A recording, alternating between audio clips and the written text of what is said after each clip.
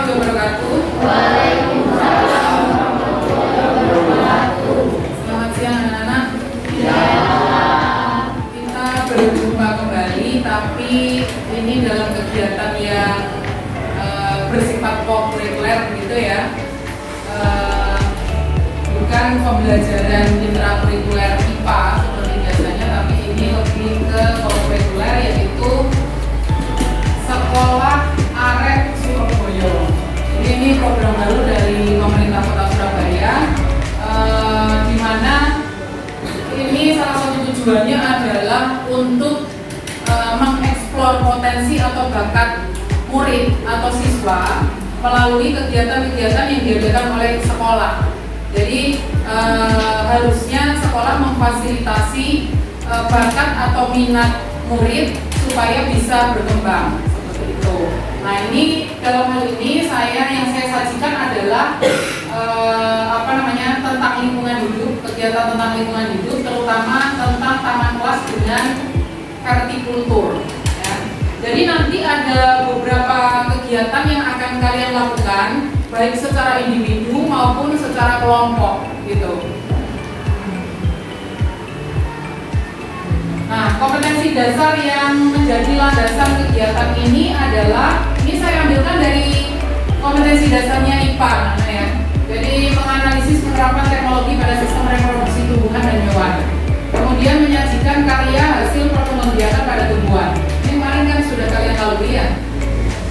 Nah, tujuannya karena ini saya tidak sendiri, jadi mata pelajaran IPA itu tidak sendiri, berkolaborasi dengan beberapa mata pelajaran lain. Di antaranya adalah IPS, PJOK dan Informatika. Maka tujuan ini juga saya sesuaikan dengan kebutuhan kolaborasi mata pelajaran yang ada. Jadi untuk ini mengembangbiakan tanaman hias atau sayuran di lingkungan kelas, ini saya ambil dari IPA. Kemudian membuat dokumen desain vertikultur untuk tanaman hias atau sayuran dengan menggunakan fitur dasar aplikasi, ini saya ambil dari Informatika. Kemudian mengenali potensi sumber daya alam jenis tanaman hias atau sayuran, ini bagian dari kompetensi dasarnya IPS.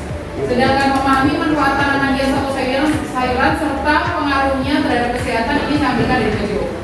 Jadi ini sebagian kecil aja. Kemudian, nah sasarannya adalah karena yang melakukan adalah jenjang kelas 7, 8, 9, maka ini berlaku untuk semuanya. Ini saya ambil gaya belajar kinestetik dan visual. Jadi kinestetik ini siswa lebih banyak aktif bergerak, gitu. Jadi nanti ada kalian praktek membuat media tanam juga. Kemudian visual ini bagi anak-anak yang suka melihat atau menonton semacam video atau gambar-gambar seperti itu. Nah, nanti di proses kegiatan ini ada beberapa video yang saya sajikan untuk bisa kalian tonton. Kemudian strategi pembelajaran diferensiasinya di sini saya ambil proses dan produk. Karena apa? Kalian nanti dalam melaksanakan kegiatan itu ada yang dilakukan secara individu, ada yang berkelompok, kemudian melakukan diskusi dan lain sebagainya. Sedangkan produknya ini nanti harapan saya bisa berbeda-beda sesuai dengan bakat kalian, ya. Jadi nanti yang saya eksplor di sini, yang harapan saya nanti yang potensi yang keluar adalah desain grafis dan florikultur. Jadi kalian tidak hanya bisa menanam tanaman, tapi juga bisa membuat desain, gitu. Desain dari rancangan proyek. Kemudian pendekatan tema proyek ini adalah gaya hidup berkelanjutan. Ya, pengembangan karakternya yang saya harapkan nanti kalian bisa gotong royong, kemudian memunculkan kreatif. Nah, ini fasilitator mapelnya yang saya sebutkan tadi. Kemudian, kegiatan pembelajaran dalam Sekolah Arek Surabaya ini saya menggunakan model project based learning. Jadi ini dilakukan dalam beberapa tahapan. Ini kita nanti akan ketemu di 4 kali tatap muka ya. Jadi awal hari ini adalah perencanaan, kemudian nanti minggu kedua ada pelaksanaan yang pertama, kemudian ada pelaksanaan kedua dan tindak lanjut. Nah, khusus hari ini nanti ini yang akan kita lakukan. Jadi kalian membagi kelompok sampai 5 orang, kemudian pemahaman materi secara individu, kemudian ada melakukan desain produk. Jadi desain produk di sini nanti bagi yang berbakat dengan digital silakan membuat desain menggunakan aplikasi Canva atau sejenisnya. Kalau desainnya kalian pakai template Canva yang sudah ada juga nggak apa-apa, gitu. Yang jelas di sini arahnya nanti kalau yang kurang mampu di bidang digital, kan kalian kemarin saya suruh bawa buku gambar ya. Nah nanti bisa menggambar desain atau rancangan proyeknya di buku gambar tersebut. Boleh diwarnai, boleh sketsa hitam putih, nanti terserah. Kalian nyamannya bagaimana, menurut kalian nanti hasilnya baiknya gimana, itu saya serahkan pada kreativitas kalian. Begitu juga nanti yang pakai digital juga gitu. Jadi template-nya mau ngambil apa terserah, ya. Kemudian, nah, ini hari ini kan ya, Kamis 17 November. Ini kalian kan sudah terbagi ya, sudah ada kesepakatan ya, kelompok ya. Ini nanti pemahaman materi secara individu. Jadi meliputi definisi vertikultur, tujuan vertikultur, kelebihan vertikultur, dan contoh-contoh vertikultur. Kemudian desain produknya yang digital pakai Canva atau mungkin aplikasi lain yang bisa kalian lebih kuasai juga nggak apa-apa. Yang manual atau non digital itu bisa langsung menggambar di buku gambar. Gitu. Nah kemudian nanti setelah desainnya jadi, kalian melakukan pemilihan alat dan bahan untuk membuat media tanam pada pertemuan selanjutnya. Ya. Jadi ini untuk desain produk dan untuk penanamannya, alat dan bahannya. Nanti ada petunjuknya di slide berikutnya. Nah, ini silakan dibaca secara individu. Di kan sudah di-share ya PPT-nya ya. Jadi di sini pemahaman materinya meliputi ini vertikultur, kemudian tujuan vertikultur, kelebihan vertikultur, dan contoh-contoh vertikultur, gitu. Mungkin sedikit kita kesini dulu. Jadi vertikultur itu merupakan teknik bercocok tanam di ruang atau lahan sempit dengan memanfaatkan bidang vertikal sebagai tempat bercocok tanam yang dilakukan secara bertingkat. Ini awal idenya muncul vertikultur karena sekolah menginginkan anak bisa membuat taman kelas, gitu. Nah, karena saya mengamati setiap ruang-ruang kelas yang ada di SMP 45 ini kan lebar luasnya itu beraneka ragam, ya kan? Jadi ada yang luas, yang di ruang sana 9G itu luas. Kelasmu ini ya medium gitu. Lah yang di bawah yang 9HI itu kan sempit sekali. Nah, makanya saya supaya anak-anak nanti bisa melakukan budidaya tanaman di taman kelasnya masing-masing, maka saya berupaya untuk menerapkan vertikultur ini supaya prosesnya minimalis tapi tetap bisa dilaksanakan. Nah tujuannya ini untuk memanfaatkan lahan yang sempit secara optimal ya. Kelebihannya ini efisien, penggunaan lahan, penghematan pemakaian pupuk dan pestisida, dapat dipindahkan kalau ukurannya sudah besar bisa dipindah. Mudah dalam hal monitoring atau pemeliharaan. Jadi ini saya ngambilnya praktisnya saja supaya kalian juga sederhana melakukannya nanti. Nah untuk contohnya ini nanti kalian tiap kelompok memilih salah satu ya namanya. Memilih salah satu dari jenis-jenis vertikultur yang ada. Nanti silakan didiskusikan dengan kelompoknya masing-masing. Lebih setuju yang mana? Kalau yang long garden tipenya seperti ini, jadi semacam bertingkat gitu. Ini menempel di dinding. Kemudian yang ini dengan ini yang tipe kantung ya. Tipe kantung ini biasanya dibuat dari terpal yang sudah tidak terpakai atau blangsing bisa. Nah ini otomatis nanti menjahit gitu supaya bisa terbentuk kantong-kantong gitu. Nanti terserah kalian mau memilih yang mana. Nah kalau yang ini paralon, jadi paralon terus dilubang secara zigzag gitu ya. Kalau ini rata biasa ini tipenya. Kemudian, nah kayak ini apa ya, minyak ya, kantongnya bungkusnya minyak yang sudah tidak terpakai. Jadi memanfaatkan barang bekas digunakan untuk menanam, dirak-rak begitu. Kemudian yang ini pakai pot, tapi juga arahnya vertikal. Kemudian ini kalau ini beli nih potnya, ya. Tapi saya harap kalian nanti bisa memanfaatkan barang bekas untuk membuat media vertikulturnya. Nah, ini kalau yang memilih membuat desain menggunakan digital, nanti ini bisa digunakan referensi. Jadi tutorial menggunakan Canva di web dan Android. HP-nya kan Android semua ya? Kemudian ini cara membuat infografis di Canva. Nanti bisa kalian lihat ya. Setelah berkelompok nanti bisa dilihat.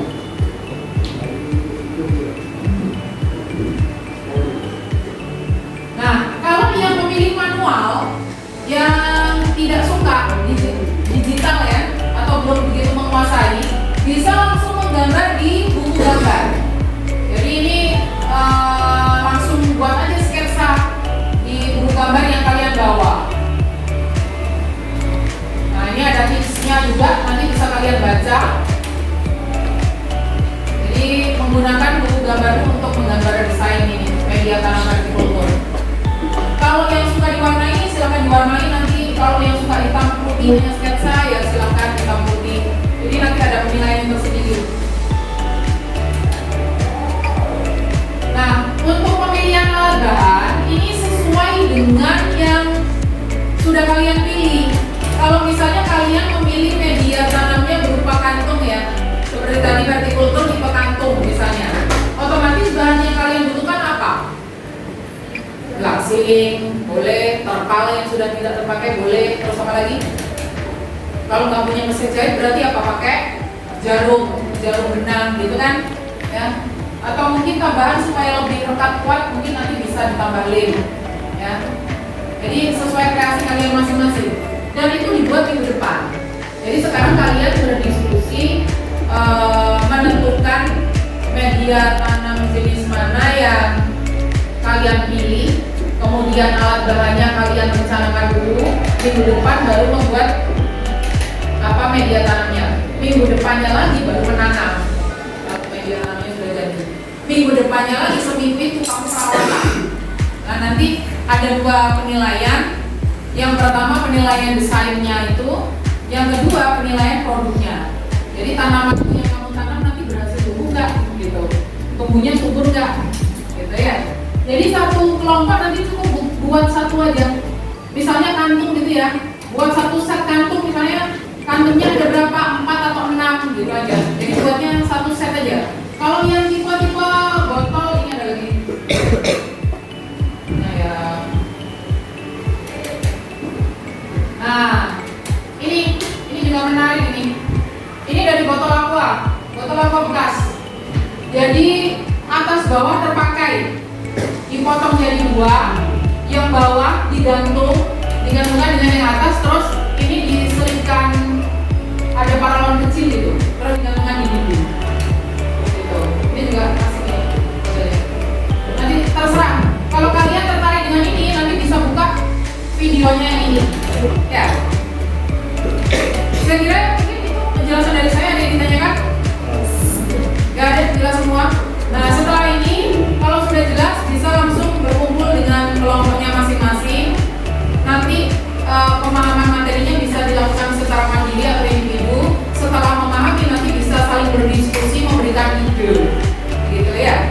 Ambil jalan terbaik, mana yang paling disetujui, itu yang nanti akan kalian paham ya. Oke, ya sudah, ini penjelasan nanti dari saya. Setelah ini kalian bisa langsung membentuk kelompok terus bekerja.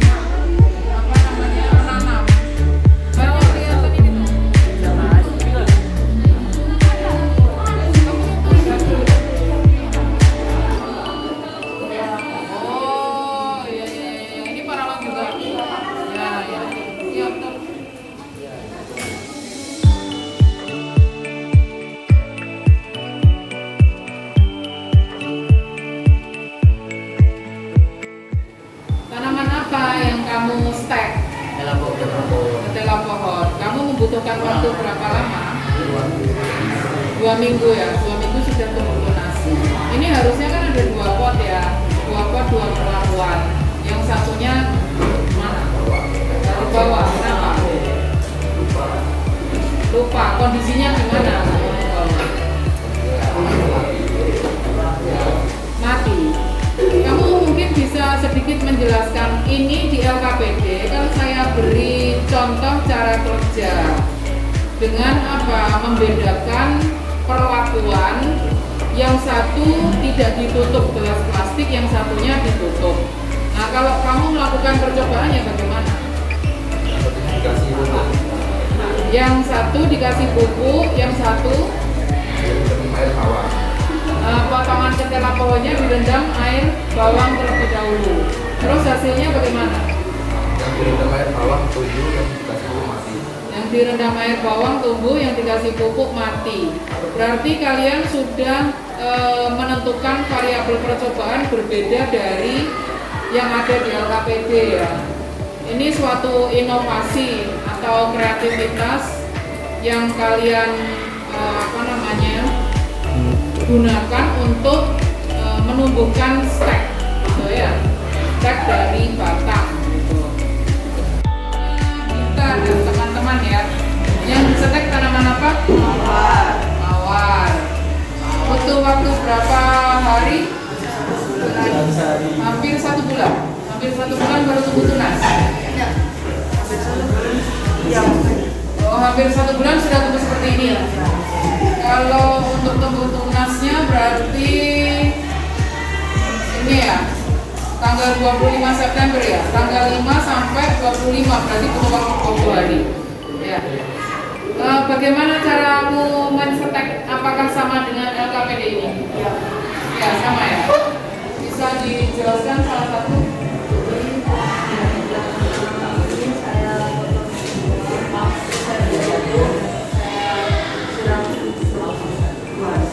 Dua hari sekali, yang itu? Yang ini udah dikasih pupuk.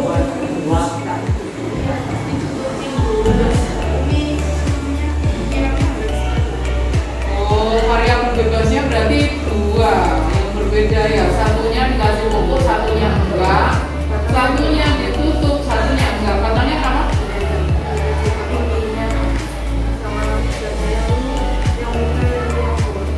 Oh, yang itu muda, batang muda, yang ini batang tua. Yang tumbuh adalah batang tua. Berarti kalian mengkombinasi ya, selain ditutup pakai plastik, satunya juga menggunakan batang yang lebih muda ya. Menurutmu lebih efektif mana? Batang yang tua atau batang yang muda untuk ditanam? Kenapa kok batang yang tua yang lebih efektif? Kira-kira? Karena yang tua tidak cepat tumbuh.